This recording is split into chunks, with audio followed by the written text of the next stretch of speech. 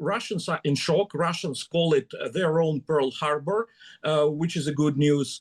And it's a brilliant military operation. We're entering a new phase of war when we will see more such brilliant operations in the territory of the aggressor state. Now, Ukraine claims its forces have hit more than 40 Russian bomber planes in a drone attack.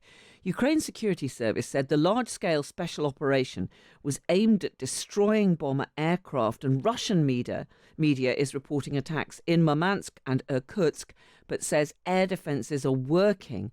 Well, these attacks deep inside Russian territory follow what appears to be one of the largest Russian drone attacks on Ukraine. Authorities in Kyiv say this involved 472 drones and 7 ballistic and cruise missiles, but also add that its defences neutralised 385 aerial targets. And all this is just hours before Russia and Ukraine are due to meet for another round of peace talks in Istanbul. Oleksandr Merezhko is a Ukrainian MP from President Zelensky's Servant of the People Party and is head of his country's Foreign Affairs Committee. Good afternoon to you, Oleksandr. Good afternoon. Thank you for inviting me. Tell us more about these Ukrainian attacks on Russian bombers. Well, as far as I know, first of all, it was very well thought out, very well planned, and President Zelensky, if I'm not mistaken, knew from the very beginning. So Russians are in shock. Russians call it their own Pearl Harbor, which is a good news.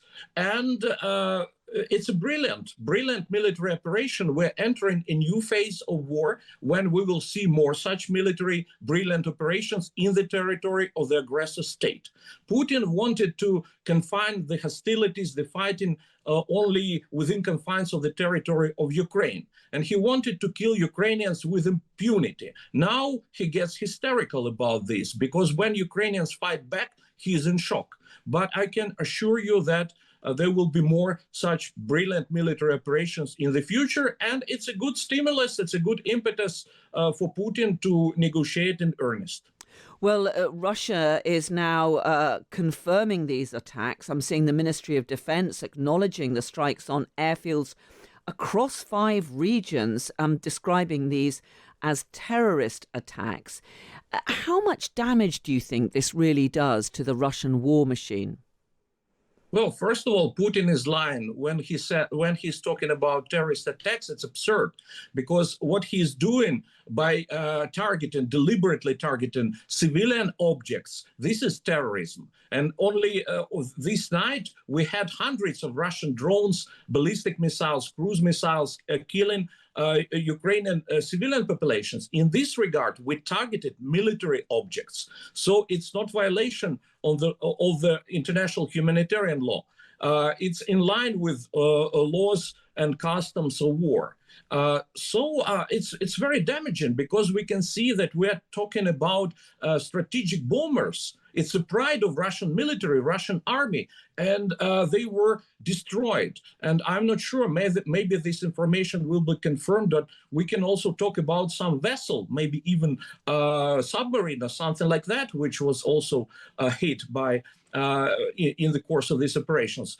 There is no confirmation yet, but it's possible. Yeah, we're seeing that it took a year and a half to organize this operation and was personally overseen by President Zelensky. And it comes after 2 bridges were also blown up in Russia, close to the Ukrainian border. Is this a new phase of the war? Is this Ukraine taking the fighting more directly to the Russians?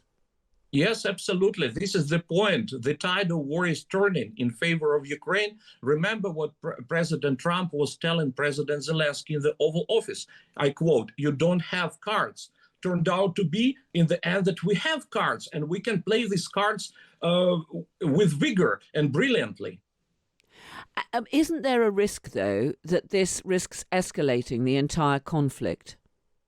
We already have this escalation. We have heard this argument about escalation for more than 3 years. We already have this escalation. How I cannot imagine that it can be escalated more. When Ukraine put under control a part of Russian territory, I mean the Kursk Oblast, also everyone was talking about the danger of escalation, even nuclear escalation. It never happened. Escalation will not happen. It's a part of war, what's going on. And is this not a dangerous signal to send at a time that you're supposed to be entering peace negotiations? Well, first of all, Putin has rejected ceasefire proposal several times. I mean, unconditional ceasefire proposal. And everyone understands that he is not interested in negotiations. You can just look at the delegation which Putin sends to Istanbul. These are absolutely irrelevant people. So it's a good sign that he just doesn't care about negotiations. But such brilliant military operations might be a good impetus for him to start thinking seriously about negotiating in good faith, in earnest. Oleksandr Merezhko, Ukrainian MP, good to speak to you. Thank you so much for joining us this afternoon.